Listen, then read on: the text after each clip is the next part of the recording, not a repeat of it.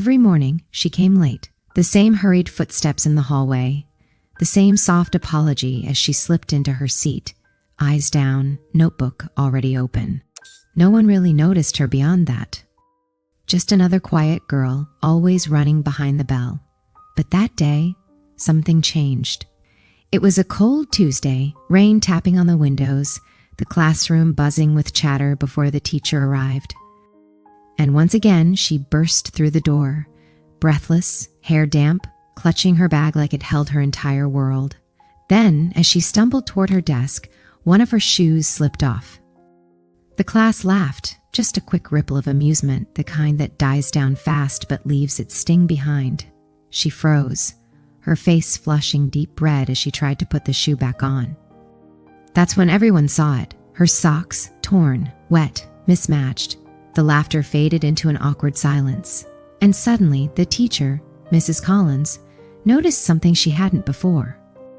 The girl's uniform was always clean, but too clean. Worn thin, sleeves slightly frayed. The kind of careful neatness that comes from trying to make something last. "Are you all right, Maya?" she asked softly. Maya nodded quickly, mumbling, "Yes, ma'am. Sorry, I missed the bus." But her voice cracked at the end, betraying the truth her eyes couldn't hide. That small moment, one fallen shoe, shifted something in that room. The teacher couldn't shake it off. After class, she gently asked Maya to stay behind. When the room emptied, Mrs. Collins sat across from her and said, "You've been late a lot lately. Is everything okay at home?" Maya hesitated. Then she smiled, the kind of smile that tries to hide pain. "It's fine. I just live far." But Mrs. Collins had seen that look before.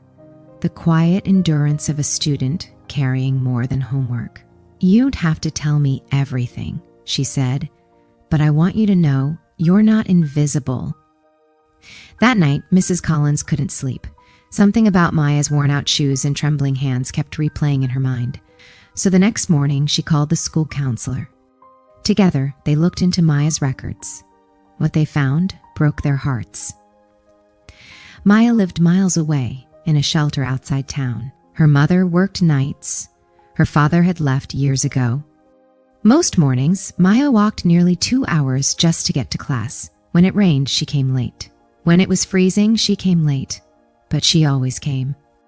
The next day, Mrs. Collins quietly told her, "I heard how far you travel every morning. That's a long way." Maya looked down, embarrassed. "I don't mind walking," she said softly. "It's the only thing I can control." That sentence stayed with Mrs. Collins. The way she said it, like walking through pain, was easier than asking for help. So she made a few calls. By the end of the week, Maya had new shoes, not flashy, just warm, dry, sturdy ones. But that wasn't all. The local teachers' union arranged transportation for her, and the principal quietly covered her lunch for the rest of the year. When Maya found out, she cried. Not because of the shoes, but because someone had finally noticed. Weeks passed. Maya started coming on time, smiling, laughing more, raising her hand in class. And one morning, she placed a folded paper on Mrs. Collins's desk. It read, "Thank you for seeing me before I fell apart."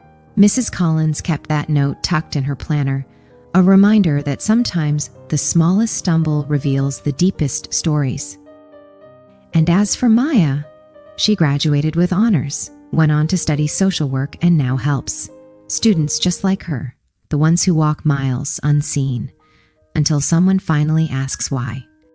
Because sometimes all it takes to change a life is noticing the sound of one shoe hitting the floor. If this story touched your heart, hit the like button and subscribe for more stories that remind us, behind every late arrival, there's a reason worth listening to. Tell me in the comments, was there ever a teacher who changed your life?